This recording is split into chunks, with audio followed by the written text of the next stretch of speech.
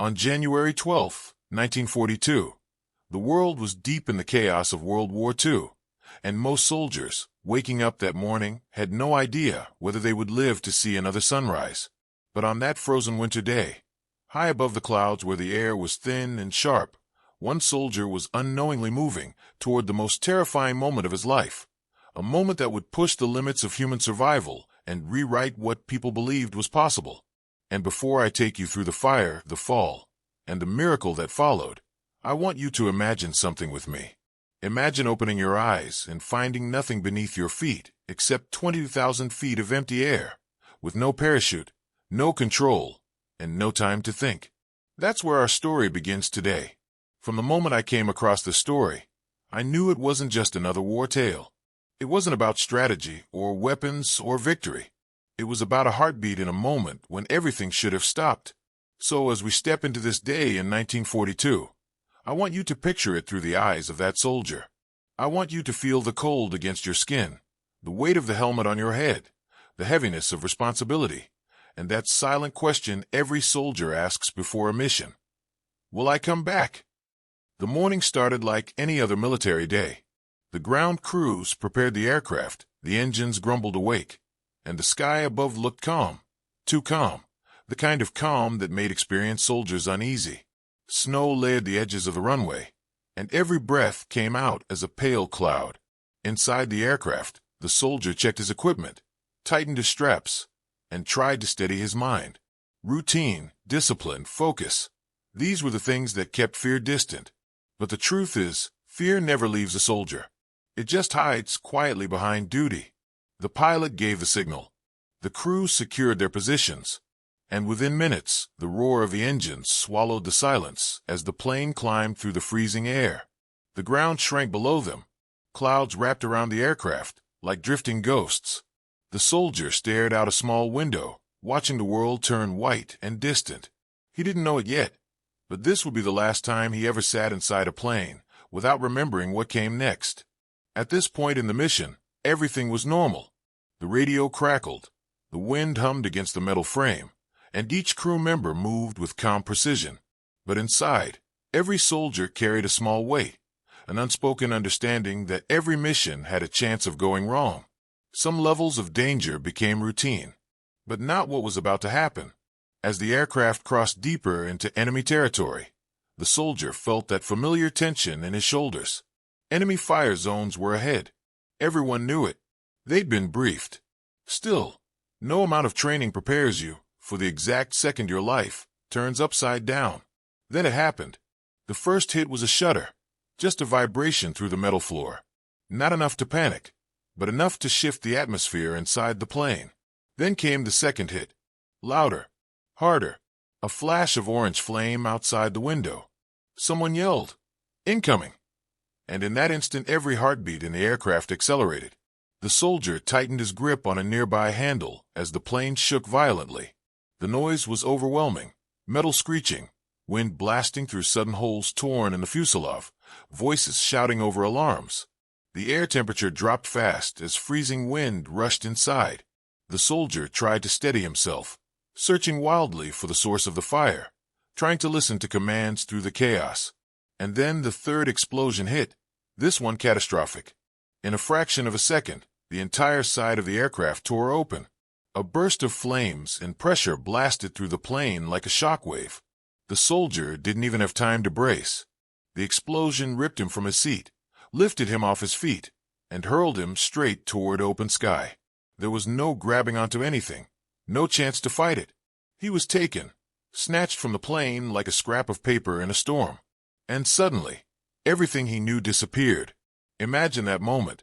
1 millisecond he's inside a plane surrounded by his brothers in arms. The next he's tumbling through the sky with no parachute, no sense of direction, and no guarantee he'll even be conscious when he hits the ground. 22,000 feet. That's higher than most mountains. If you fell from that height, your body would accelerate to such a speed that survival becomes almost impossible. Almost. As he tumbled downward, the cold was the first thing to attack him. The air at that altitude is like knives against the skin.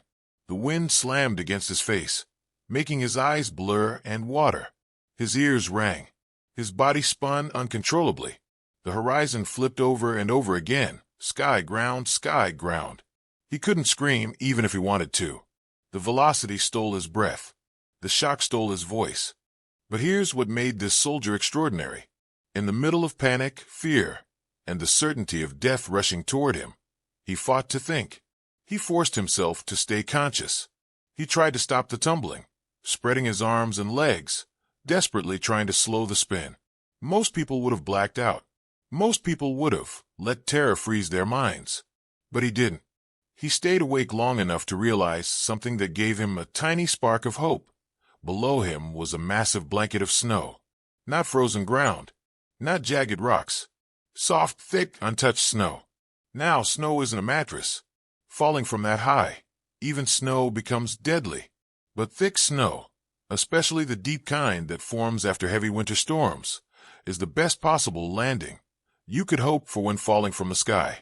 And somehow, through luck or fate or pure alignment of the universe, that soldier fell exactly over one of the deepest snow beds in the entire region. But as he fell, he didn't know that for sure. All he felt was the weight of gravity pulling him faster and faster as the ground grew closer and closer. Every instinct inside him screamed that it was over. But something else whispered that maybe, just maybe, he had a chance. And that's where the heart of this story really begins. Because the fall alone wasn't the miracle. The miracle was his mind. His refusal to go numb. His refusal to surrender to the sky. His refusal to let fear be the last thing he felt. In these opening moments of the story, when I tell you how the date of January 12th, 1942 began like any other day, it's because I want you to feel the contrast. A calm morning. A routine mission. A soldier doing his duty. Then, in the blink of an eye, the universe flipping upside down. It reminds us that life doesn't always warn us before the moment everything changes. It doesn't always give us time to prepare. Sometimes all we have is the strength we've built inside ourselves without realizing it. Think about it. What would go through your mind if you were falling? Would you think of your family? Your regrets? Your hopes? Or would your mind go blank? For this soldier, everything narrowed into one instinct to live. Not in a dramatic, heroic, cinematic way. In a raw, human, primal way. A way that says, not yet, not today. That's the power of this opening chapter of the story. Before we even get to the landing, before we see the injuries, the freezing crawl to safety, or the shocked faces of villagers who found him alive, the introduction alone tells us something important. Survival begins long before the moment of impact. It begins with mindset, with determination, with the decision to keep fighting even when the sky itself seems ready to swallow you.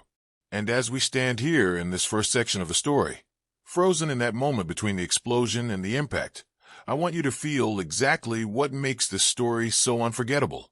A man thrown from the sky at a height that kills almost everyone. A human body pushed far beyond its limits.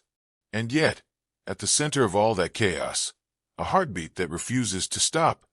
When we move into this part of the story, everything shifts from quiet tension to raw chaos, and I want you to imagine it just as the soldier experienced it.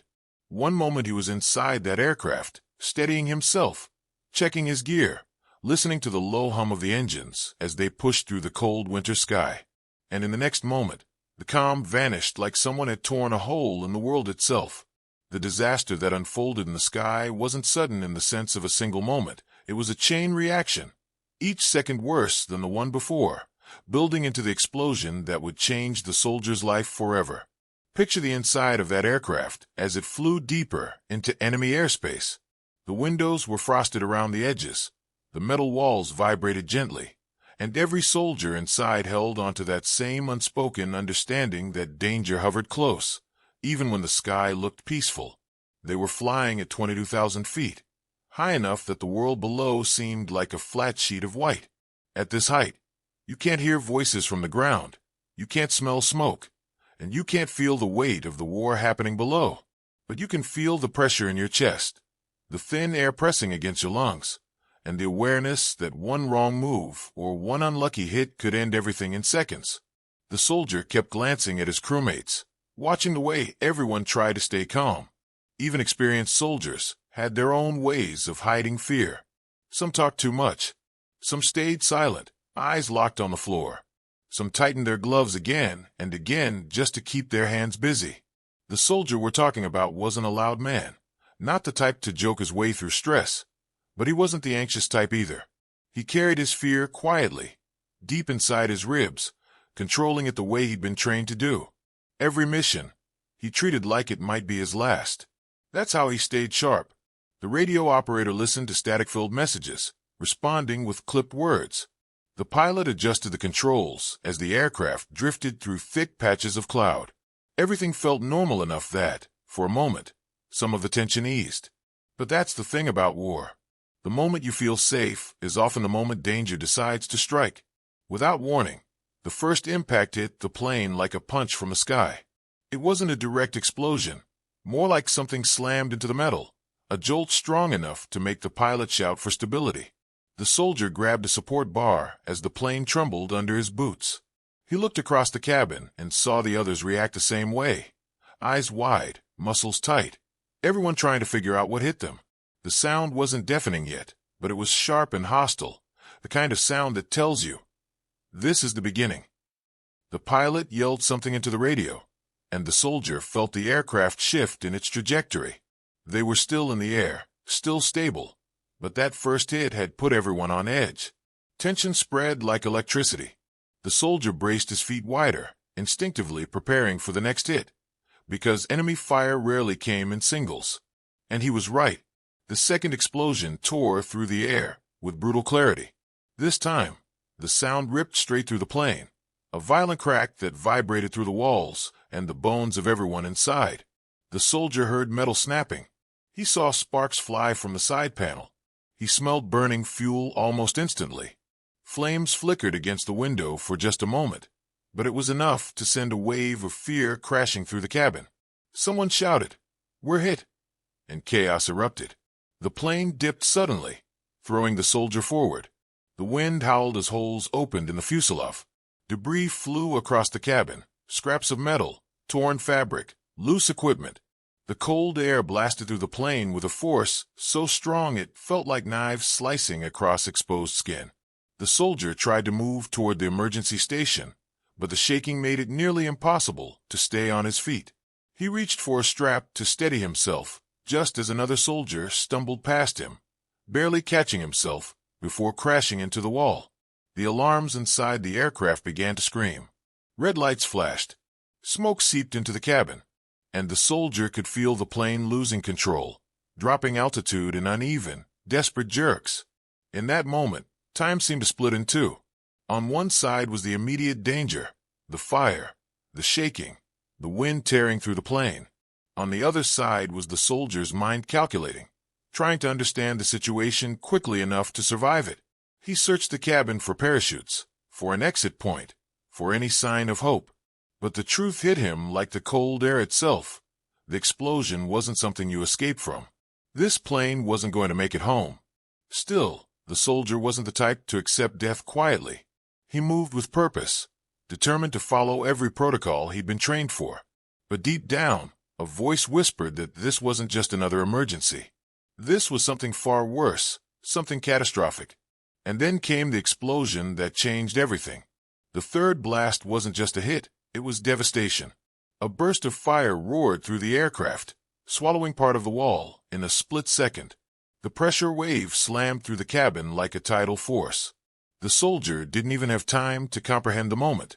1 second he was gripping the metal frame. The next he was airborne. Not in the plane, but being blown out of it. He didn't jump. He didn't fall voluntarily. The explosion launched him out into the open sky, ripping him away from the aircraft, his crew, and every piece of safety he had. One instant he was surrounded by metal, noise, and chaos, and in the next there was nothing. Nothing except freezing wind and the terrifying emptiness beneath him. Imagine that. Imagine being yanked out into the sky with no parachute. Imagine the world flipping end over end as you tumble downward. The soldier tried to grab onto the plane out of instinct, but it was already gone, swallowed behind him by fire and smoke. All he could see now was the sharp blue of the upper sky and the endless white below. The wind roared around him, tearing at his clothes, pulling at his limbs, making every movement a struggle. The cold was unbelievable. At that altitude, temperatures can drop to deadly levels. The air felt thin, sharp, and impossible to breathe. Each inhale burned. His eyes watered instantly, freezing at the corners. His fingers numbed within seconds. And as he spun faster and faster, his mind fought to remain steady. The sky above him spun into the ground. The ground flipped back into the sky. There was no up, no down, no control. But even in that spiraling nightmare, the soldier's training kicked in. He tried to spread his arms and legs, forcing his body into a more stable falling posture. It didn't stop the spin immediately, but it slowed it just enough for him to regain a sense of direction. His heart pounded. His breathing was ragged. His vision blurred. But he was conscious, somehow, against all odds, still awake. Below him, the ground grew clearer. Snow, hills, trees, and the terrifying truth that he was plummeting toward all of it at a speed no human body was meant to endure. Every instinct screamed that this was the end, that nothing could save him. But instinct wasn't in control anymore. Pure will was. The will to live. The will to keep fighting even as gravity tried to end him. And while he fell, he thought of his crew. He thought of the plane. He thought of the explosion that had taken everything from him in a single violent instant. But he also thought of survival, not in a desperate, panicked way, in a focused, determined way. Because somewhere deep inside him, something whispered that this wasn't the moment to give up. Not yet. The disaster in the sky wasn't just a series of explosions. It was a test of human resilience. A brutal, unforgiving test that pushed one soldier into a situation almost no one survives. And yet, even as he hurtled toward the earth at incredible speed, he refused to go silent. He refused to let fear drown him. He refused to let that final explosion be the last line of his story. On January 12, 1942, as the soldier continued plummeting through the freezing sky, the world below him shifted from a distant blur to a terrifying, unavoidable reality. The explosion that threw him out of the aircraft was already fading behind him, swallowed by clouds and wind. But the fall, his impossible, uncontrollable fall, was only beginning. And if you think you can imagine what a 22,000-foot drop feels like, I promise you this. It's far worse than anything you've ever seen in a movie or read in a history book. The sky was ruthless at that altitude. The air was so thin it barely allowed breath, and every inhale felt like dragging ice into his lungs. The speed was unbelievable. His body cut through the air like a stone, spinning, flipping, rolling, slamming against invisible walls of wind. Gravity wasn't just pulling him, it was dragging him, speeding him up with every passing second, turning his free fall into a deadly plunge. But what made this moment unforgettable wasn't the fall itself. It was the soldier's mind, how it refused to shut down, how it refused to accept death even while the earth rushed toward him with impossible force.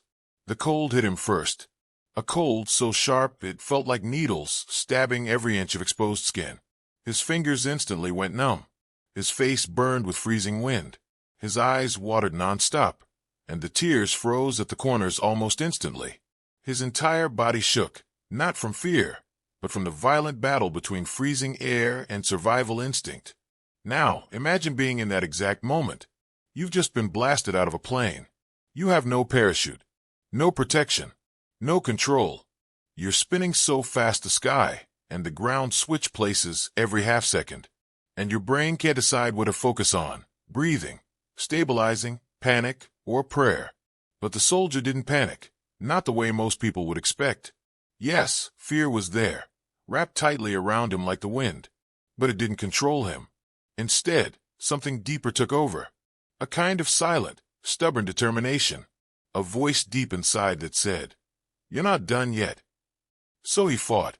He fought not with weapons or strategies or noise, but with the simple act of thinking clearly when the sky wanted him unconscious.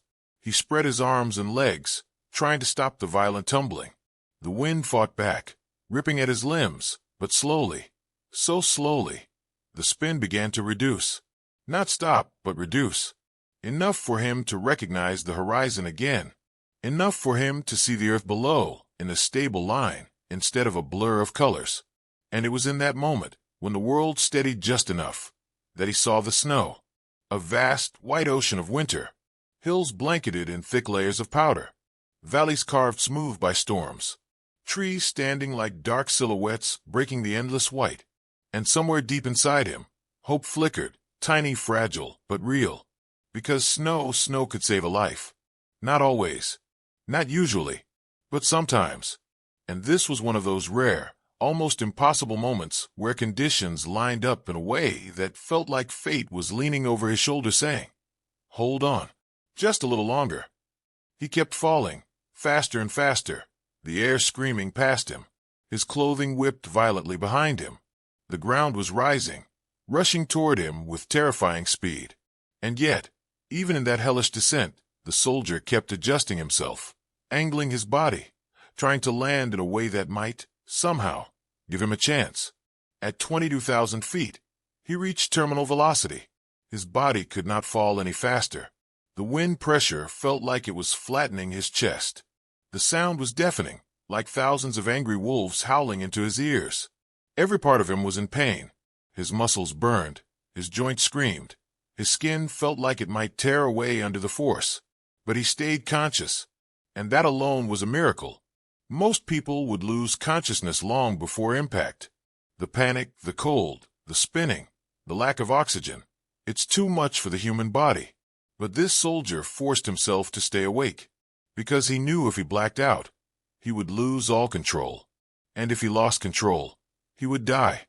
As the ground grew closer, he noticed details: the slight slopes, the winter drifts, the darker patches where snow gathered deeper. He aimed his body toward the deepest part he could see. Not with precision. This wasn't a movie where you steer yourself like a skydiver, but with instinct, with the kind of primal survival logic that ignites only when death is seconds away. The fall continued, and his heartbeat pounded so loudly he could hear it over the wind. His mind raced. Would it hurt? How long would the pain last? Would he even feel anything? Could snow really save him? Or was he fooling himself into hopeless optimism? The ground was close now. So close he could see shadows in the snow. So close he could make out the texture of the drifts. So close that any normal human mind would have given up. But he didn't. He tucked his chin to his chest. He pressed his arms inward. He tightened his muscles, not to resist the impact, but to control it, to guide it, to give himself even the slightest chance of survival. Time slowed. His breath stopped. The earth reached upward. And then it happened. Impact. But impact doesn't fully describe what it felt like. Imagine being slammed into a wall of cold powder at over 100 miles per hour. The snow didn't cushion him gently. It swallowed him violently. He sank deep, plunging through layers of powder, ice, and frozen crust. His body tore through the snow like a comet, carving a narrow crater. Every bone felt the shockwave. Every muscle screamed. His mind flashed white. But the snow, thick, soft, impossibly deep, absorbed enough of the fall to stop him without killing him. He didn't land gracefully. He didn't land safely. But he landed alive. Barely. His vision flickered. His ribs burned. His breath came in short, painful gasps.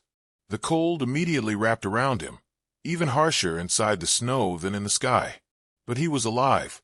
Alive after a fall no human should ever survive. He tried to move. Pain shot through him like electric fire. His limbs trembled. His head throbbed. But the fact that he could feel anything at all was its own miracle. He slowly crawled upward, pushing through the heavy, crushing snow until he broke the surface. Cold air filled his lungs, sharp but real. He lay there for a moment, gasping, shaking, trying to understand what had just happened. The sky above him looked impossibly far. The clouds drifted peacefully, unaware of the miracle that had just occurred beneath them. He rolled onto his back, staring up, letting the reality sink in. He survived. He survived a 22,000-foot fall.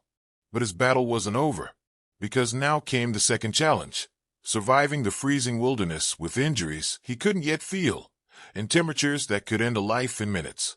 The snow saved him once, but now it also threatened to kill him. His mind, despite the shock, snapped into focus again. He couldn't lie there. He couldn't let the cold seep into his bones. He had to move. Even if every nerve in his body felt like it was burning or breaking, he had to crawl, stagger, push himself toward safety, wherever safety was. The soldier rolled onto his stomach and began to drag himself forward, inch by inch, his hands sinking into the snow, his breath turning into clouds of frost.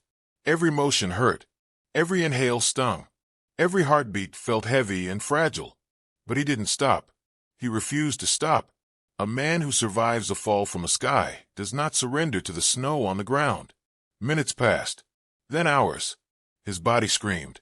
His legs shook. His vision blurred again and again. But he kept moving, leaving a trail behind him, long, shaky, desperate. And then, through the blur of pain and exhaustion, he saw something. Smoke. Thin gray, drifting upward from behind a small cluster of trees. Where there's smoke, there's fire. Where there's fire, there's people. Where there's people, there's hope. And with the last of his fading strength, he pushed toward it. That moment, right after surviving the impossible fall, right when he saw the first sign of human life, is where this section ends. Because everything that happens next, everything he endures on the ground, everything he faces in the bitter cold, becomes a new battle of its own. But what he achieved in the sky, that alone is a miracle that still defies logic today. After surviving a fall that should have ended his life instantly, the soldier lay buried in a cushion of deep, powdery snow. For a moment, everything around him was silent, almost peaceful, as if the world itself couldn't believe he was still alive. But that calm didn't last long. Pain started spreading through his body, like fire under his skin. He couldn't tell what was broken, what was bruised, or what was simply numb from the cold. He only knew one thing. He was still breathing. And if he was breathing, then he had a chance. A small one, yes, but a chance. He tried moving his fingers first. They twitched, stiff and barely responding. The cold was biting hard, as if trying to finish what the fall hadn't. Then he tried to lift his head, but sharp pain shot down his spine, forcing him to drop it back onto the snow. The sky above him was a pale, washed-out gray, the kind of sky that promised nothing good. It was the sky of an empty, frozen wilderness, where nobody would hear you scream for help, and nobody would come looking. He understood that. If he wanted to live, everything depended on him, on his strength, his stubbornness, his will to not quit. For a moment, he closed his eyes and listened to the wind sweeping across the snow. It almost sounded like whispers, as if nature itself was telling him to stay awake, to keep trying. So he forced himself to take a long, painful breath and pushed his elbows against the snow, trying to lift his upper body. The snow crumbled under him, giving way, but he managed to rise just enough to see the white world around him. It stretched endlessly in every direction. No footprints, no trees, no smoke, no movement. Just white emptiness.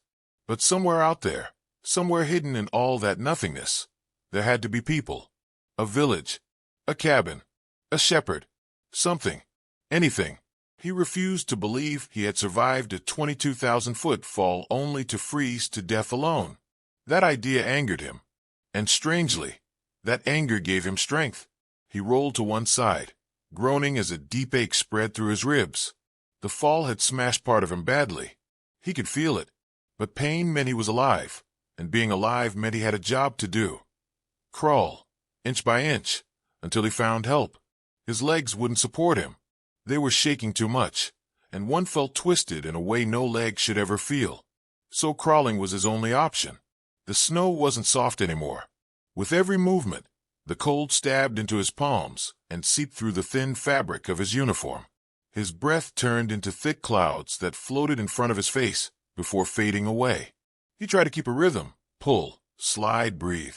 Pull, slide, breathe. But every pull sent a stab of pain through his back, and every slide made him feel how much blood he was losing into the snow beneath him. Still, he didn't stop. Minutes felt like hours. Hours felt like days. The sun was sinking behind the clouds, turning the sky from pale gray to a deeper, colder blue. He knew he didn't have long. After sunset, the temperature would drop fast, faster than he could crawl. He needed to find shelter before darkness took everything from him. He lifted his head every few minutes, scanning the horizon for any shape, Any shadow, any sign of life. At first, he saw nothing. But then, in the far distance, he spotted something faint. A shape. A color that didn't belong in the snowy landscape. He squinted, forcing his blurry vision to focus. It looked like smoke, thin, wavering, rising slowly into the cold air. Where there was smoke, there had to be fire. And where there was fire, there had to be people. He felt his heart kick inside his chest. That tiny line of smoke was the most beautiful thing he had ever seen. It meant hope. It meant survival. It meant he wasn't going to die here without a fight. So he used whatever strength he had left and dragged himself toward it. The journey was torture. Every inch felt like a mile. His fingers were turning stiff and purple. His knees felt raw from scraping against the ice. His mind started wandering, drifting in and out of memories. He remembered his training. He remembered his family. He remembered the faces of his comrades from the plane, the ones who didn't survive. Every memory pushed him forward, telling him he needed to live not just for himself, but for them too. The smoke grew bigger as he crawled. Closer, darker, more defined. He could now see a faint outline of a small wooden house, or maybe a cabin. Its roof was covered in frost. A thin trail of smoke curled out of its chimney. It was real, not a dream, not a trick of the cold. But he still had to reach it. His strength was fading fast. His arms trembled uncontrollably. His vision blurred more often. Sometimes he collapsed face first into the snow and lay still for long seconds before forcing himself to move again. Every time he stopped, he could hear a quiet voice in the back of his mind telling him to just rest, just sleep, just let the cold take him. But he refused. With every ounce of willpower, he pushed that voice away. He finally reached the edge of a small path leading to the cabin. The snow here was slightly packed down, probably from footsteps. Human footsteps. His heart soared. He dug his hands into the snow and tried to lift himself onto his knees. His body screamed in protest, but he didn't care. He made the final crawl to the front of the cabin and collapsed against the wooden door. With the last bit of strength he had, he knocked. Once. Twice. The third knock was weaker, almost silent. But from inside he heard movement. Voices. Footsteps rushing toward the door. The wooden latch lifted, and the door swung open, releasing a wave of warm air into the freezing night. A shocked gasp echoed from inside. A woman. She stared at the soldier, wide-eyed, then shouted something in a language he couldn't fully understand. Within seconds, people gathered around him. Strong hands lifted him gently off the snow. The warmth of the cabin wrapped around him, almost painful against his frozen skin. But it was a good pain, a life-giving pain. Someone brought blankets. Someone else lit a lantern to get a closer look at his injuries. A man placed a warm cup of something near his lips. He tried drinking, but his hands trembled too much, so the man guided the cup for him. The heat of the drink traveled down his throat, spreading warmth into his chest. He couldn't form proper words, but he managed to whisper one thing: "Help." And they did. They laid him near the fire, wrapped him in layers of wool, and carefully cleaned the cuts and bruises covering his body. He drifted in and out of consciousness, but every time he opened his eyes, he saw the same thing: people working together to keep him alive. Strangers who owed him nothing. People who didn't know who he was or where he came from. But they cared. They helped. They saved him. The night passed slowly. The storm outside howled angrily, but inside the cabin, everything felt warm and safe. The soldier could finally breathe without feeling like his lungs were freezing from the inside. He could finally let his body rest. He had fought long enough. He had crawled far enough. Now, for the first time since the fall, he allowed himself to close his eyes without fear. He survived the impossible. He survived the fall. He survived the cold. And now, with these people caring for him, he realized he might actually survive the aftermath too. When morning finally broke, the storm outside had settled into a soft, steady silence. Snow covered the world like a thick white blanket, untouched and peaceful, completely unaware of the miracle that had taken place during the night. Inside the cabin, the fire still crackled softly, glowing warm and orange against the wooden walls. The soldier lay there, wrapped in thick blankets, staring at the ceiling with half-open eyes, still trying to understand the simple truth that he was alive. He hadn't woken up in the snow. He hadn't frozen. He hadn't bled out. He had survived another night. He could hear soft voices in the room. The villagers who had saved him were moving around quietly, trying not to disturb him, but also making sure he didn't slip back into the cold grip of unconsciousness. A woman walked over to check his temperature. A man replaced the damp cloth on his forehead with a warm one. Another villager stirred something on the stove, some kind of soup, thick and rich, the kind that warms your body from the inside out. The soldier tried to speak, but his throat was too dry, too sore. Still, even without words, they understood him. They smiled gently, nodding to let him know he was safe. Hours passed, and slowly, sensation returned to his fingers. His breathing steadied. He could move his hands without feeling like knives were stabbing through his skin. His face regained some color. Every tiny improvement felt like a victory. And for the first time since the fall, he allowed himself to feel something other than fear or pain. He felt gratitude. Deep, overwhelming gratitude. He didn't know these people. They didn't know him. Yet they treated him like family. When he gained enough strength to sit up slightly, one of the men knelt beside him and asked, in a broken mix of languages, who he was and where he came from. The soldier tried to answer, slowly and carefully, but his voice cracked. He managed to say his name, his unit, the fact his plane had been hit. The villagers exchanged glances, their faces showing a mix of shock and sympathy. It was clear they had already guessed that something terrible had happened in the sky the night before. They had heard the explosion, felt the distant rumble. But to hear that this man had fallen from the heavens and lived, even they were stunned. By afternoon, they brought him the bowl of hot soup, helping him lift it to his lips. Each spoonful tasted like life itself, warm, comforting, giving strength to parts of him he didn't even know were empty. As he ate, he examined the faces around him. These were simple people, living quietly in the mountains. Their clothes were worn but clean, their hands rough but gentle, their eyes kind and full of concern. They looked nothing like soldiers, yet they had the courage to take him in despite the danger of the war around them. It was a risk.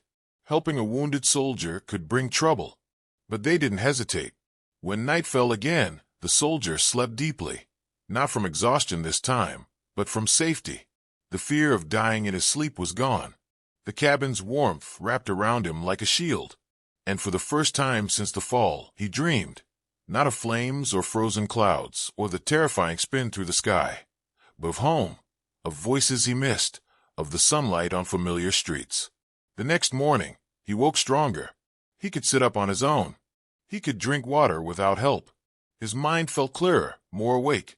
The villagers noticed and smiled proudly, as if watching a younger brother heal right before their eyes. A little girl shyly handed him a piece of bread and quickly ran behind her mother when he smiled. He laughed softly, surprised by how natural it felt after everything he'd been through. As the days passed, his strength returned slowly but steadily. His bruises darkened and then began to fade. His cuts started closing. The deep ache in his ribs eased slightly. He could stand with support. He could walk a few steps without collapsing. Every movement was painful, yes, but it was the kind of pain that said healing was happening, not damage. He spent hours talking to the villagers, using gestures and simple words to communicate. They wanted to hear his story, and he wanted to tell it. When they learned he had fallen from 22,000 feet, they shook their heads in disbelief. One of the older men made the sign of a blessing, convinced that fate itself had chosen this soldier to live. Another man said something that made the others nod. Surviving a fall like that wasn't just luck, it was destiny. But for the soldier, survival brought something else too. A responsibility. A weight. He didn't know why he lived when others hadn't, but he knew this. He wouldn't waste the life he had been given. The mission wasn't over. His duty wasn't finished. On the fourth day, a group of men who lived in the next valley visited the cabin. They had heard rumors of a survivor found in the snow. When they saw him sitting near the fire, wrapped in blankets but alive, they were amazed. One of them recognized the insignia on his torn uniform. They knew his army needed to be informed. They knew rescuers would be searching. It was decided that a small group would travel down the mountain to alert the nearest outpost. The journey was long and dangerous in winter, but these men were used to the land. They left at dawn the next day, carrying news of the impossible survivor. For the soldier, the wait felt endless. Every hour stretched into an eternity. He tried to rest. He tried to remain calm. But inside, he felt a growing impatience, not because he wanted to leave these generous people, but because he wanted to return to his unit, to let them know he was alive. He imagined their shock, their tears, their disbelief. He imagined the moment he would walk through the door and hear someone shout his name in pure amazement. 2 days later, rescue finally came. It started with the distant echo of voices outside the cabin. The villagers looked up, startled. The soldier's heart began to race. The door opened, and cold air rushed in as uniformed men stepped inside. Their eyes widened as they saw him, pale, bruised, wrapped in blankets, but unmistakably alive. One of the men dropped his helmet in shock. Another whispered something under his breath, staring as if he were seeing a ghost. The soldier tried to stand, but the villagers gently held him down, reminding him he wasn't fully healed yet. The rescuers approached him slowly, their expressions shifting from disbelief to joy, to relief so deep it almost looked like grief. They hugged him carefully, afraid of hurting him. One of them kept shaking his head, saying over and over, "We thought we lost you. We thought no one survived." When they carried him out of the cabin, the villagers gathered around to say goodbye. The soldier looked at each of them, memorizing their faces, their kindness, their courage. He thanked them again and again, his voice breaking. They didn't need thanks, but he gave it anyway, because he knew he owed them his life. Without them, the snow would have claimed him. The journey back to base was slow, but he didn't care. He stared out at the snowy landscape, remembering every agonizing inch he had crawled, every moment he had forced himself to stay alive, every shred of hope he had held on to. The world looked different now. Every tree, every mountain, every breath of wind felt meaningful. When he finally reached the military outpost, the reaction was overwhelming. Word spread quickly.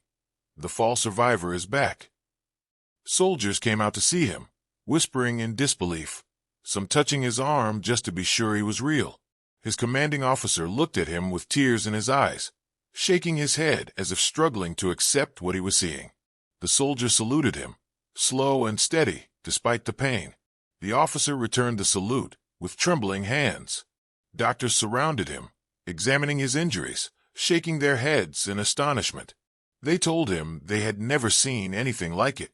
Surviving a fall from that height wasn't just rare, it was nearly impossible. And yet here he was, sitting on the edge of the bed, alive, breathing, talking. As the days turned into weeks, the soldier recovered fully. News of his survival spread far beyond the base. People called it a miracle. Others called it proof of human resilience. Some even thought it was pure destiny. But when asked how he survived, he always said the same thing. "I didn't give up. Not in the sky. Not in the snow. And I met people who didn't give up on me." His story became a symbol of endurance, of hope, of the incredible strength hidden inside the human spirit. His fall wasn't the end. It was the beginning of a story that would inspire thousands, a reminder that even when everything seems lost, even when the sky itself tries to throw you down, there's always a chance to rise again. And that's the legacy he carried with him. Not just the miracle of surviving a 22,000-foot fall, but the message it left behind. No matter how far you drop, no matter how dark it gets, if you keep fighting, even with your last breath, life can still find a way to pull you back up.